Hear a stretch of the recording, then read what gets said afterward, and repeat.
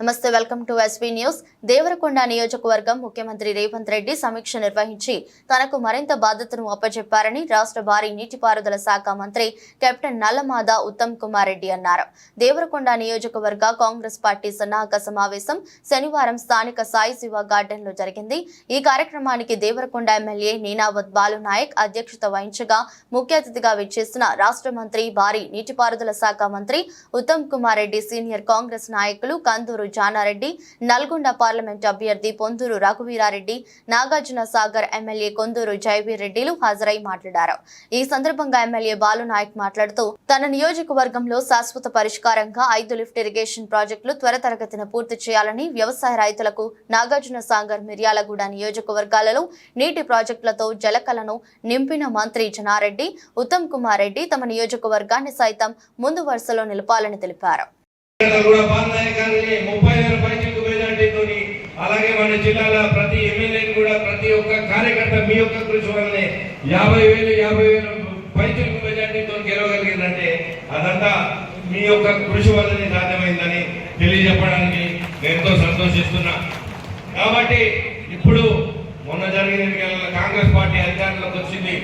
దిగ్విజయంగా మన పరిపాలన సాగుతుంది. మన కుంటుపడిపోయిన ఆగిపోయిన అభివృద్ధి పనులన్నీ మనం మళ్ళీ మొదలు పెట్టుకొని చేసుకుంటున్నాం.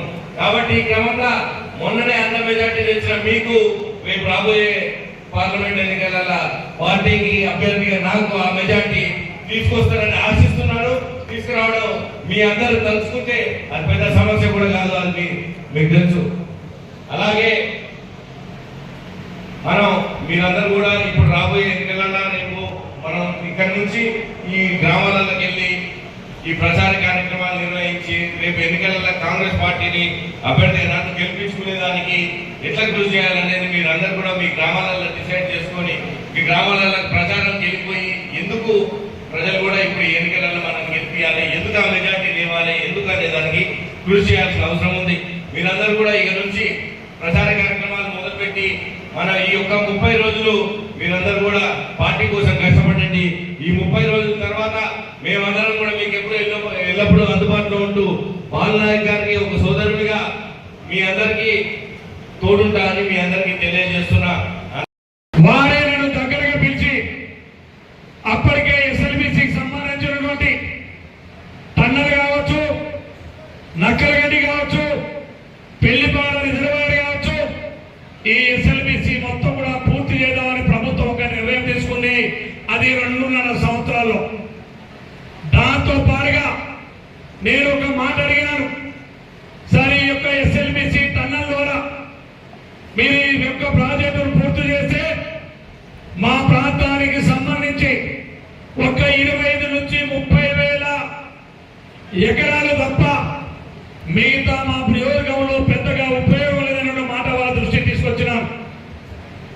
ఆనాడు కేసీఆర్ మన కళ్ళలో కారం కొట్టి ఏదైతే 2 సంవత్సరాల ప్రాజెక్టు పూర్తి చేస్తానని ఢిల్లీ లిఫ్ట్ ఇరిగేషన్ అని చెప్పి ఇవాళ సింగరాజపల్లి దగ్గర, గొట్టిముగుల దగ్గర, కిచ్చాపల్లి దగ్గర ఒక్కొక్క చిన్న రిజర్వాయర్లను కట్టి అసలు నీటి లభ్యత ఎక్కడి నుంచి తీసుకోవాలన్న ఆలోచన చేయకుండా కేవలం ఆ ప్రాజెక్టు పేరు చెప్పి హెడ్ వర్క్స్ ప్రారంభించకుండా మనం మోసం చేసి పారిపోయినాడు ఇవాళ కేసీఆర్.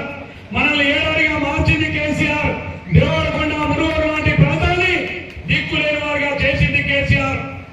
ఆ సందర్భంలో నేను వచ్చి సారికి మాట అసెంబ్లీలో చెప్పగానే వారు ఒకరే చెప్పినారు, నీకు అవకాశం వస్తుంది, నువ్వు మైక్ తీసుకొని శాసనసభలో ప్రస్తావించు, నువ్వు మాట్లాడు, నేను నిర్ణయం తీసుకొని డిండి ఇరిగేషన్ ప్రాజెక్టు, లిఫ్ట్ ఇరిగేషన్ ప్రాజెక్టుని 2 రోజుల్లో పూర్తి చేయడానికి బాధ్యత రాదని ఆనాడు అసెంబ్లీలో అవకాశం ఇచ్చినందుకు నిజంగా ఉత్తమ్ కుమార్ రెడ్డి గారికి మీరు గొప్ప అవకాశం తీసుకొని మా రుణం తీర్చుకునేందుకు, మేము మీ రుణం తీర్చుకోవడానికి ఇవాళ మాకంత గొప్ప అవకాశం ఇచ్చినారు.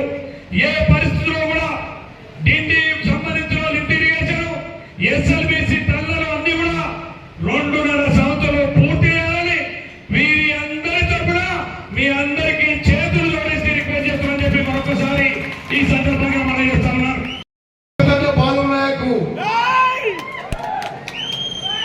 నేను చిన్నప్పుడు పుట్టిన పెరిగిన ఉమ్మడి ఆంధ్రప్రదేశ్ లో హౌసింగ్ మంత్రిగా దేవరకొండకు వచ్చి ఆనాడు బాలు నాయక్ గారి విజ్ఞప్తి మేరకు వేల ఇళ్ళ 10,000 ఇళ్ళు మంజూరు చేసిన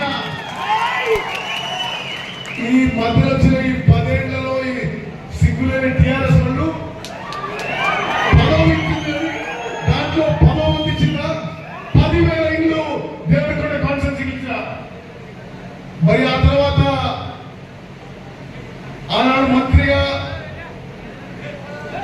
గత 5 ఏళ్ళు మీ పార్లమెంట్ సభ్యుడిగా మీ కళను పార్లమెంట్ లో వినిపించింది మీ ఉత్తమం అని చెప్పి నేను మనం చేస్తున్నా. ఈ రాష్ట్రంలో గిరిజనులకు రిజర్వేషన్స్ పెరిగినాయంటే మీ ఉత్తమం అని చెప్పి నేను మనం చేస్తున్నా. వీళ్ళేమో మేము అక్కడికి పంపించినని ఢిల్లీలో మాకు రాలేదని ఒకరోజు నేను పార్లమెంట్ నిలదీసిన. తెలంగాణ ప్రభుత్వం మీకు గిరిజన రిజర్వేషన్స్ పెంచమని ప్రతిపాదన పంపిందా లేదా అని కేంద్రంలో ఉన్న బీజేపీ నరేంద్ర మోదీ ప్రభుత్వం మాకు రాష్ట్రంలో ఉన్న టీఆర్ఎస్ ప్రభుత్వం పంపలేదు అని జవాబు చెప్పింది. దానికి వీళ్ళ దిష్టిబొమ్మ తగలబెట్టుకోరు, వాళ్ళు దిష్టిబొమ్మ మీరు తగలబెట్టారు. బీఆర్ఎస్ బీజేపీ నేను పార్లమెంట్ మీద లేవనెత్తిన దాని మీదనే ఒకరికొకరు దిష్టిబొమ్మలు తగలబెట్టుకొని బుద్ధొచ్చి తెలంగాణ గిరిజనుల క్షమాపణ కోరి ఒక సాధారణ జీవోతో రిజర్వేషన్స్ పెంచిండ్రు. అది మీ ఉత్తమన్న వాళ్ళని చెప్పి నేను మనం చేస్తున్నా. అదేవిధంగా ధాన్యం సేకరణ విషయంలో కానీ